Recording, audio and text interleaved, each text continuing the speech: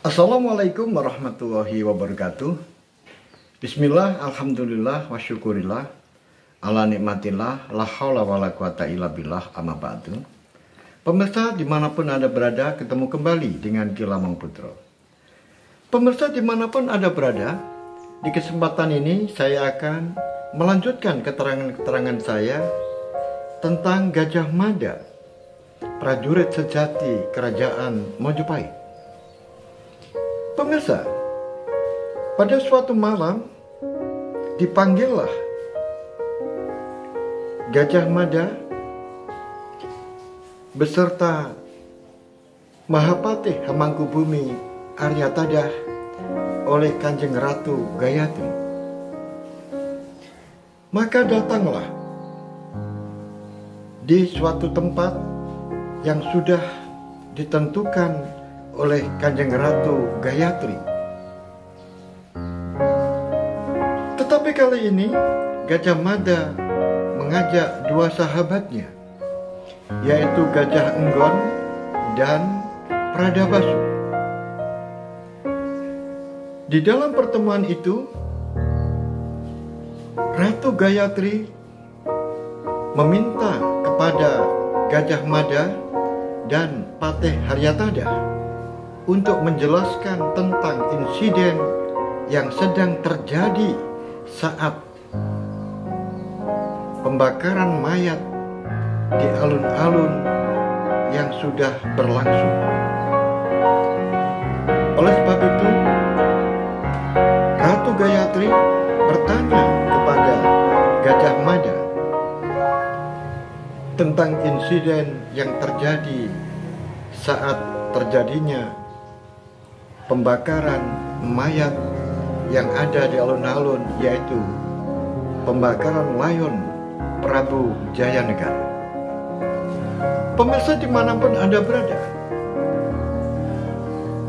Ratu Gayatri bertanya kepada Gajah Mada, "Wahai Patih Daha, aku ingin penjelasanmu tentang insiden yang terjadi pada saat peristiwa pembakaran layon anak Prabu Jayanegara. Apa yang terjadi? Saya ingin mendapatkan penjelasan." Kemudian Patih Daha, Gajah Mada, berkata, "Mohon ampun Gusti Prabu, Gusti Putri Ratu Majapahit Gayatri. Terima kasih Kanjeng Ratu Gayatri. Mohon maaf sebelumnya. Saya akan menjelaskan kejadian yang terjadi saat pembakaran layon Prabu Jayanegara. Ini merupakan sebuah kekhawatiran yang selama ini aku khawatirkan. Karena peristiwa ini merupakan sambungan dari cerita-cerita pembunuhan, kejadian-kejadian pembunuhan sebelumnya.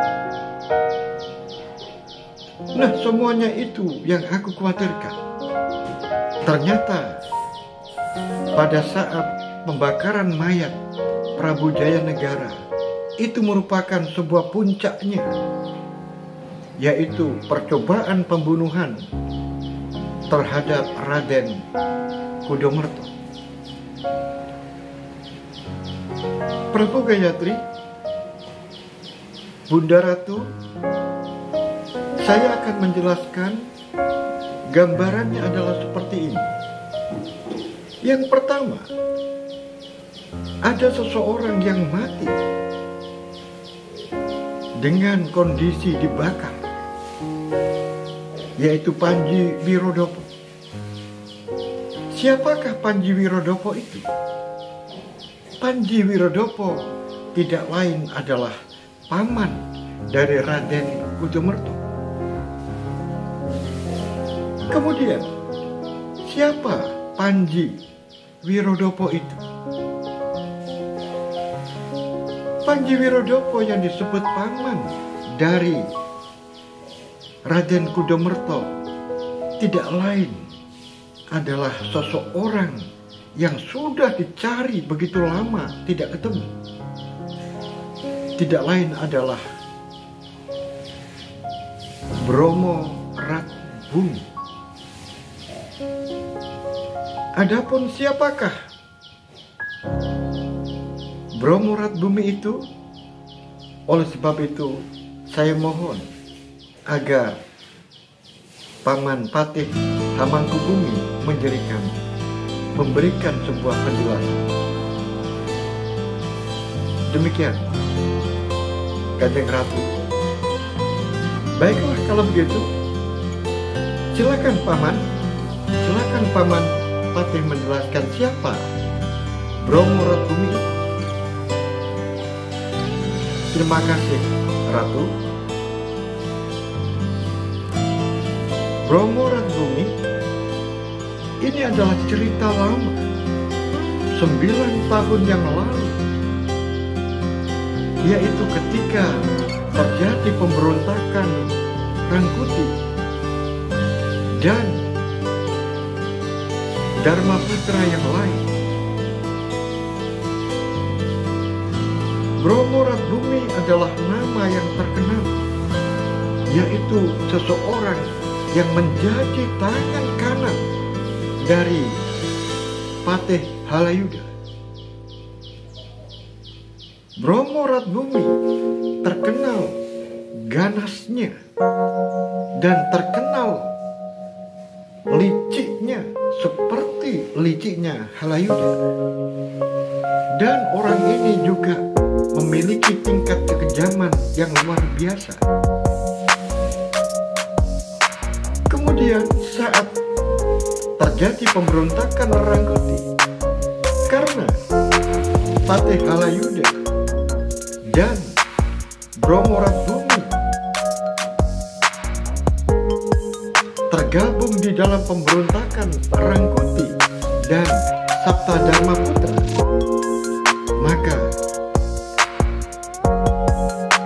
Bromo Ratbumi juga ditangkap dan dijatuhi hukuman mati. Kemudian yang lain yaitu Patih Halayuda dan teman-temannya, ada yang sudah terbunuh dan ada yang masuk di dalam sidang pengadilan, termasuk Patih Halayuda dan Bromo Ratbumi. Tiba-tiba sebelum eksekusi dilakukan, Bromo Ratbumi lolos dari penjara, sehingga terus dikejar keberadaannya, tetapi sampai 9 tahun belum bisa ditemukan. Tetapi setelah peristiwa ini akhir-akhir ini menjadi terungkap bahwa Bromo Ratbumi sudah mengganti nama, yaitu Panji Wirodopo, yang tidak lain adalah paman dari Raden Kudamerto. Demikian penjelasan saya. Oh, jadi begitu. Jadi Panji Ratbumi adalah paman dari Raden Kudamerto, menantu saya. Leres Gusti. Baik kalau begitu, teruskan Mada. Kamu lanjutkan. Bagaimana selanjutnya? Mohon ampun Gusti Ratu, saya akan menjelaskan lebih lanjut. Kemudian ada seseorang yang namanya Kalabang Gendis. yang juga mati di istana dengan mengenaskan, yaitu anak panah tepat menembus lehernya, sehingga orang ini bisa dipastikan mati dengan cepat karena panah ini tepat pada tenggorokannya. Kemudian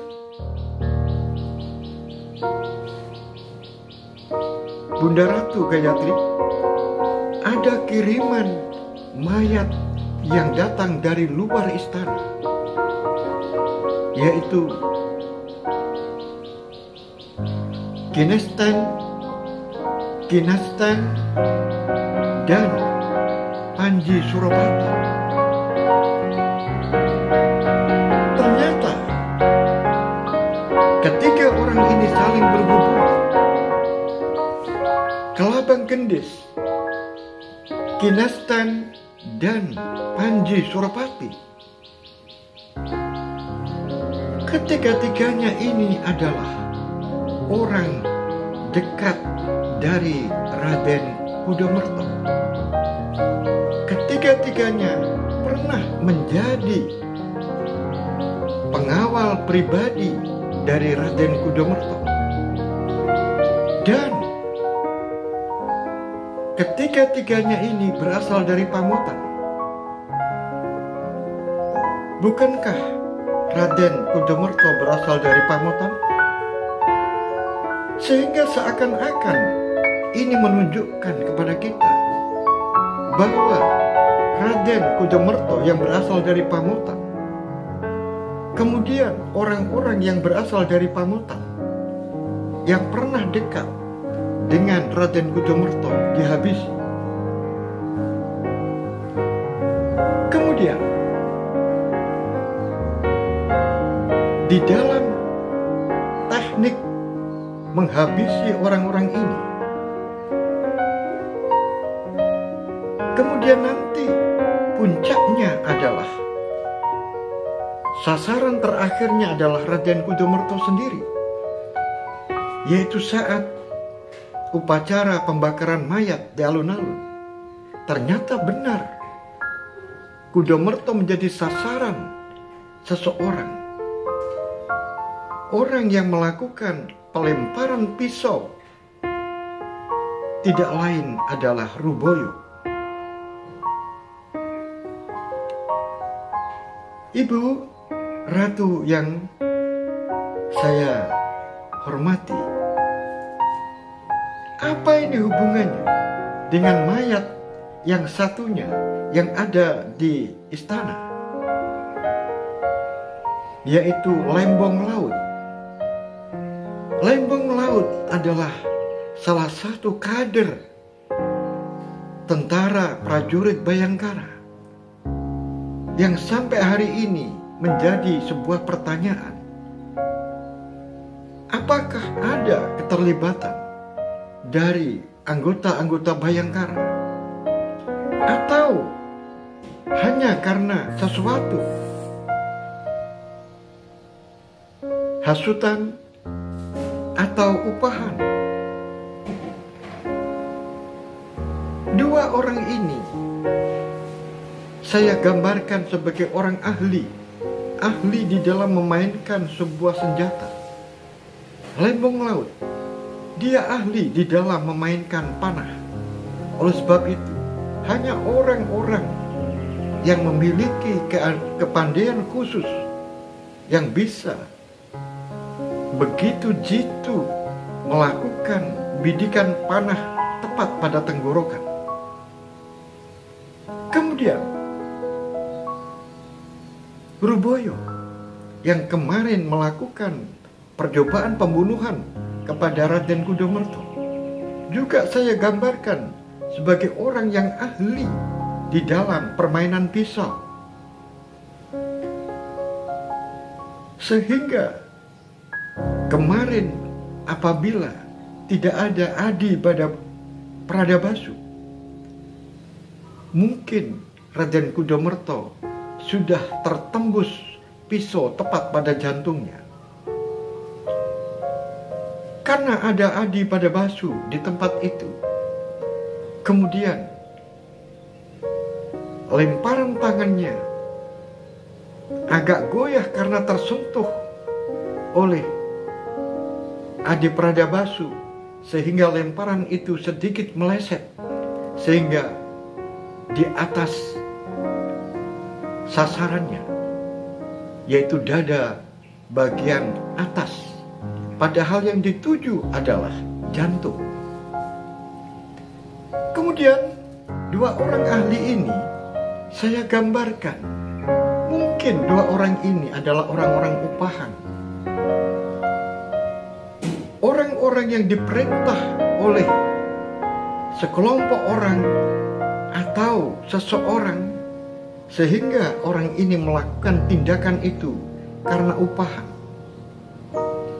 Sehingga saya gambarkan lembong laut yang dibayar oleh seseorang untuk membunuh kelabang gendis, dan kemudian Ruboyo dengan kepandaiannya melempar pisau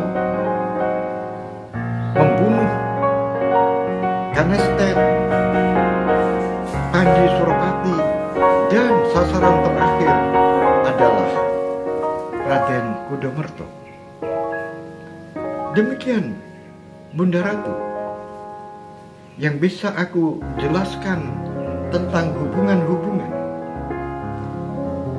Sehingga inilah yang aku khawatirkan sekarang terjadi. Kamu jangan selesaikan dulu. Aku ingin bertanya, kira-kira apa yang melatar belakangi pembunuhan-pembunuhan ini? Mohon ampun Gusti Ratu, saya belum berani mengatakan keterlibatan seseorang, tetapi saya bisa menggambarkan bahwa ini ada dua kubu. Dua kubu ini mungkin berebut pengaruh, sedangkan motifnya apa? Ini masih dalam sebuah penyelidikan. Dua kubu ini adalah yang jelas adalah kubu Raden Kudamerto. Kemudian kubu yang lain ini masih belum jelas kubu dari siapa. Sehingga yang sudah jelas adalah kubu dari Raden Kudamerto yang sudah diteror orang-orangnya, bahkan dibunuh sampai dengan ke tingkat paman dari Raden Kudamerto, yaitu Panji Wirodopo.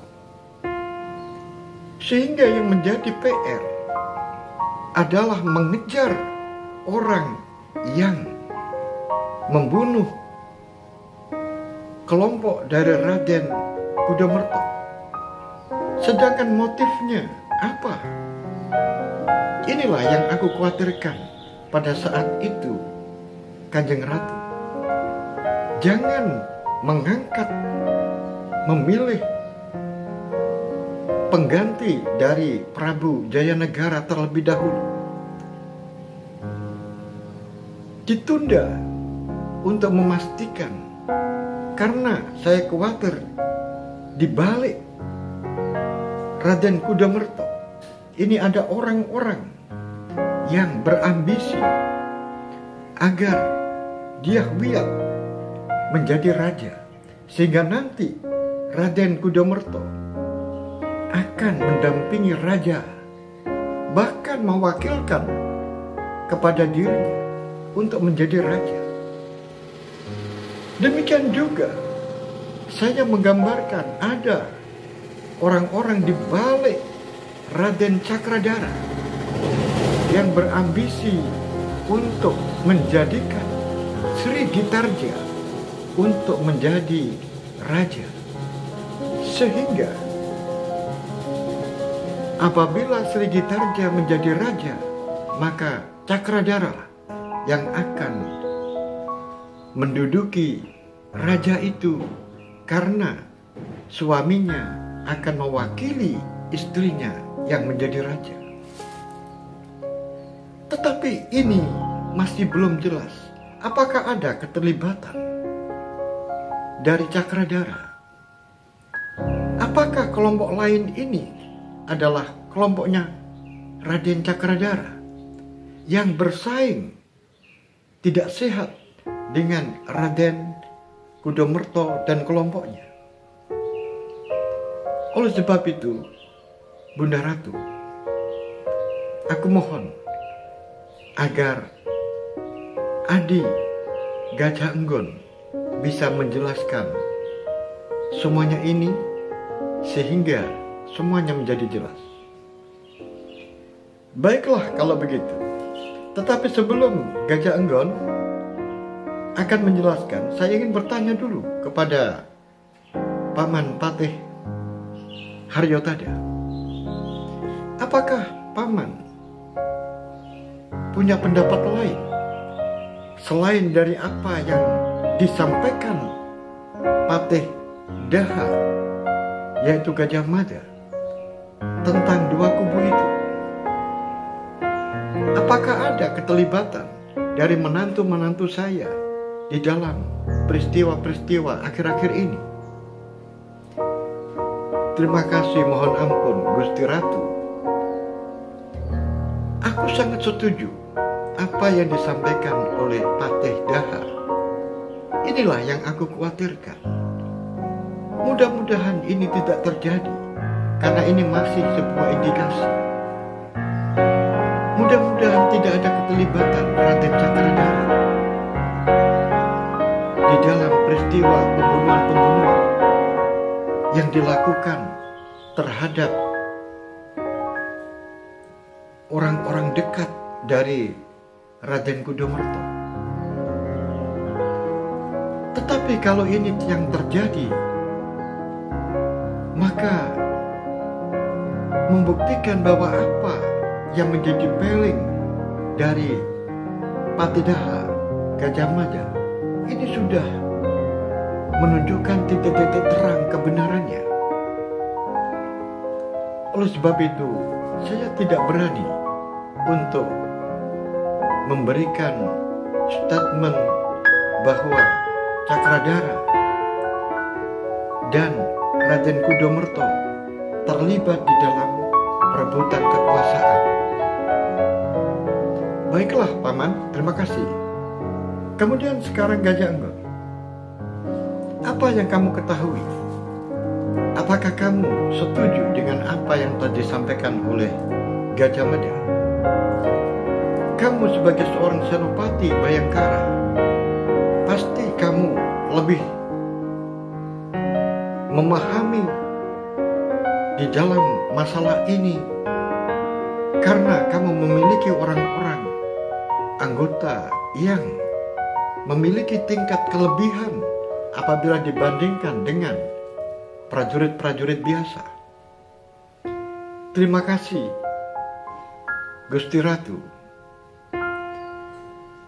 Apa yang telah disampaikan oleh Kakang Gajah Mada semuanya adalah benar.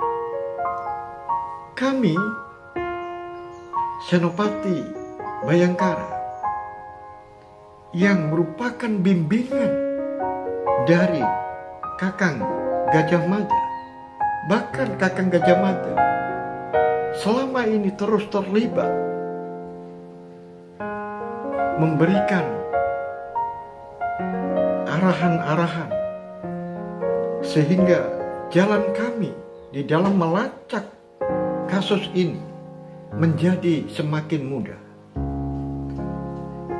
Bunda Ratu, izinkan saya untuk menjelaskan bahwa kasus ini menjadi sebuah kasus yang sangat rumit, kasus yang sangat pelik, sehingga apabila ditanya tentang motif apa di balik semua kejadian ini, maka motifnya menjadi berkembang. Motifnya ini mungkin yang pertama adalah apa yang telah disampaikan, yang dikhawatirkan oleh Paman Patih Haryotada, yaitu persaingan antara dua menantu, yaitu Raden Cakradhara dan Raden Kudamerta. Tetapi dua orang ini mungkin tidak terlibat. Tetapi yang terlibat adalah orang-orang di belakangnya. Sehingga kalau ini terjadi, akan menjadi sebuah pertarungan. Ini yang pertama. Dan mudah-mudahan ini tidak terjadi. Kemudian yang kedua. Yang kedua ini merupakan sebuah kasus yang sungguh tidak terduga sebelumnya. Di sini ada Adi Pradabasu. Setelah kemarin Adi Pradabasu ini bisa menangkap, yaitu orang yang mencoba melakukan pembunuhan kepada Raden Kudamerta, yaitu Ruboyo. Akhirnya Adi Pradabasu ini memberikan penjelasan tambahan sehingga kasus ini menjadi mengembang. Ternyata Raden Kudamerta sebelum menikah dengan Kanjeng Gusti Ratu Dyah Wiyat, Kudamerta sudah memiliki seorang istri. Namanya adalah Dyah Menur. Nah, dengan adanya keterangan ini menjadi titik-titik terang dan juga menjadi titik-titik yang lebih rumit.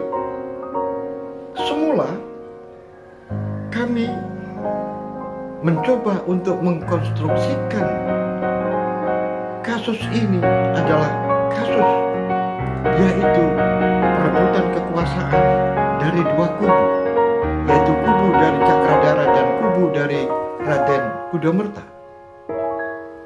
Tetapi dengan ditemukannya bukti bahwa Raden Kudamerta memiliki istri sebelum menikahi Gusti Putri Dyah Wiyat, ini menjadikan sebuah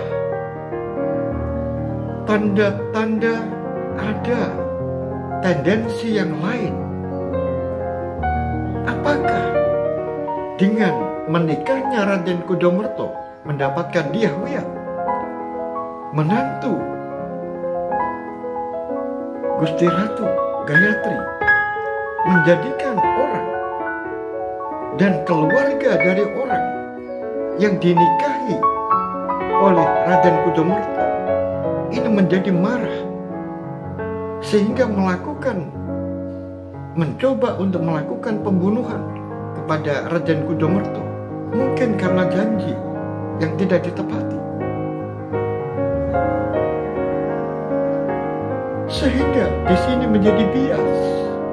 Apakah benar ini perebutan kekuasaan dari dua menantu, yaitu Cakradhara dan Kudamerta? Setelah ditemukannya kasus ini, kemungkinan saja terjadi, yaitu balas dendam, karena Raden Kudamerta mungkin mengingkari janjinya terhadap keluarga dari Dyah Menur. Ternyata dia sekarang menikah lagi dengan Putri Dyah Wiyat.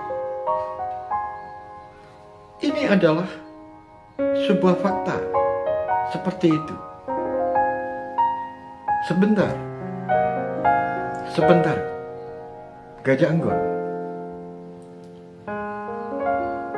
Kamu mengatakan bahwa Raden Kudamerta sebelum menikah dengan anakku, yaitu Dyah Wiyat, dia sudah memiliki istri. Benar, Gusti Ratu. Namanya adalah Dyah Wiyat. Namanya adalah Dyah Menur. Oleh sebab itu, apabila Gusti Ratu mengizinkan biar adik Pradabasu yang menjelaskan. Baiklah kalau begitu, Pradabasu jelaskan. Mohon ampun, Gusti Ratu, mohon ampun, saya menyela. Ini sangat tidak baik, tetapi perlu Gusti Ratu mengetahui bahwa Adi Pradabasu ini adalah orang kepercayaan saya. Adi Pradabasu adalah anggota dari Bayangkara yang pernah bersama-sama mengungsi ke Bedander menyelamatkan Prabu Jayanegara. Oleh sebab itu, keterangannya bisa dipercaya. Demikian, Gusti Ratu, silakan. Terima kasih, Patemada. Sekarang kamu jelaskan, Pradabasu, apa yang kamu ketahui tentang Dyah Menur, istri pertama dari Raden Kudomerto, menantu saya itu. Mohon ampun, Gusti Ratu. Hamba mengetahui bahwa Dyah Menur ini ada di sebuah desa, yang mana desa ini adalah tetangga desa saya. Kemudian ada seseorang yang memberikan laporan kepada saya bahwa ada wanita di desa itu yang sering didatangi oleh orang-orang misterius. Dan orang-orang yang datang ini indikasinya adalah orang-orang penting, orang-orang Mojopahit.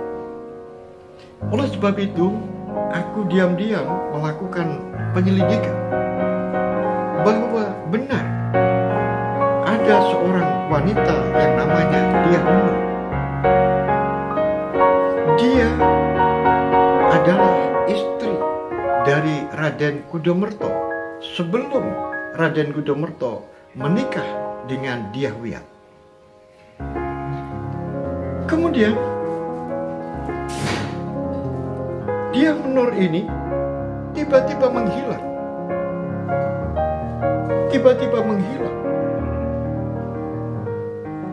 Setelah saya lacak dan saya menanyakan kepada orang-orang tertentu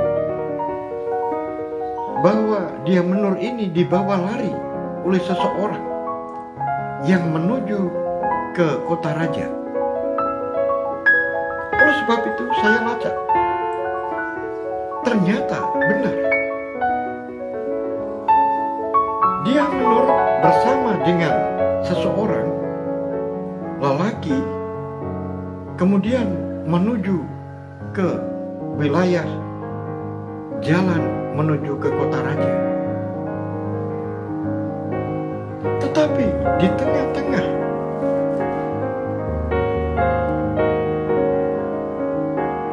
kepergian dari Dyah Menur menuju ke kota raja, ternyata sudah dihadang oleh orang-orang kelompok tertentu.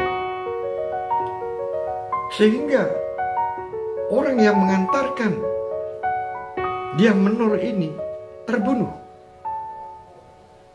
Tetapi Dyah Menur berhasil melarikan diri.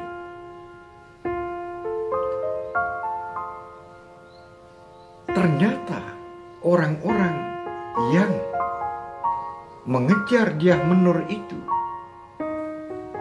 adalah kelompok dari orang yang mencoba untuk membunuh Raden Cakradara, yaitu kelompoknya Ruboyo yang kemarin tertangkap di alun-alun itu. Nah, dengan demikian dengan petunjuk itu, sehingga aku terus mengikuti kelompok ini. Sampailah kejadian di alun-alun yang kemarin. Andai kata tidak ada kejadian itu, tidak ada berita tentang dia menurut, sehingga saya tidak akan bisa melacak orang-orang ini. Oleh sebab itu, keadaan dan keberadaan dari dia menur sekarang, saya masih belum bisa menemukan. Karena saya melacak orang-orang yang mengejar dia menur itu. Nah, salah satunya adalah sudah tertangkap, yaitu Ruboyo yang kemarin mencoba untuk melakukan pembunuhan kepada Kudomerto. Dan satunya orang tua yang mencoba untuk bekerja sama dengan Ruboyo ini. Ini kelihatannya kalau saya mendengar cerita dari Kakang Gajah Mada tentang Laut Lembong yang mati karena digigit oleh ular, maka Ruboyo ini juga matinya lebih disebabkan dengan gigitan ular, karena ada orang yang ketika Ruboyo ini dikeroyok oleh banyak orang, kemudian ada laki-laki tua itu yang memasukkan ular ke bagian baju dari Ruboyo, sehingga Ruboyo digigit ular. Lebih disebabkan kematiannya ini digigit ular daripada dipukuli massa. Nah, sehingga sekarang saya juga menjadi jelas bahwa orang-orang yang ada di balik yang ingin membunuh Raden Kudomerto itu, yang masih belum ditangkap, adalah orang yang memiliki senjata, yaitu mempermainkan ular. Sedangkan orang ini ada di mana? Saya masih dalam penyelidikan. Demikian, Gusti Ratu. Baiklah kalau begitu. Untuk kasus ini, agar terus didalami sehingga sampai diketahui siapakah otak di balik semua ini, dan terus tingkatkan penyelidikannya oleh Mada, Patih Dahar, dan kerjasama dengan semua pihak, yaitu Paman Patih, Haryotada, dan juga dari Kesatuan Bayangkara, kamu yang memimpin, yaitu Senopati Gajah Ambat. Baiklah, saya ucapkan banyak terima kasih untuk keterangannya. Sementara ini terus dilanjutkan penelitiannya sehingga benar-benar terungkap. Dan saya juga mengucapkan banyak terima kasih kepada Gajah Mada yang andai kata saat itu tidak ada sebuah peringatan dari Gajah Mada, tentu saya akan sudah menjatuhkan kepemimpinan Majapahit itu kepada salah satu dari anak saya, apakah Sri Gitarja atau Diawiyat. Ternyata ditundanya saya memutuskan untuk memilih anak saya ini, ternyata benar. Ada dua kubu yang mencoba untuk mencari simpati dari Raden Kudomerto dan mencari simpati dari menantu saya Cakradhara, sehingga terjadi sebuah dua kubu yang saling berebut kekuasaan dan ingin mencari muka. Demikian, besok dilanjutkan lagi. Pemirsa dimanapun Anda berada, akhirnya sidang khusus yang ada di hadapan Ratu Gayatri ini kemudian ditutup dan semuanya mengundurkan diri pulang ke rumah masing-masing. Pemirsa dimanapun Anda berada, bagaimanakah kelanjutan dari cerita ini? Oleh sebab itu tunggu cerita selanjutnya. Akhirul kalam, billahi taufiq wal hidayah, waridha wal inayah. Assalamualaikum warahmatullahi wabarakatuh. Salam budaya warisan Nusantara.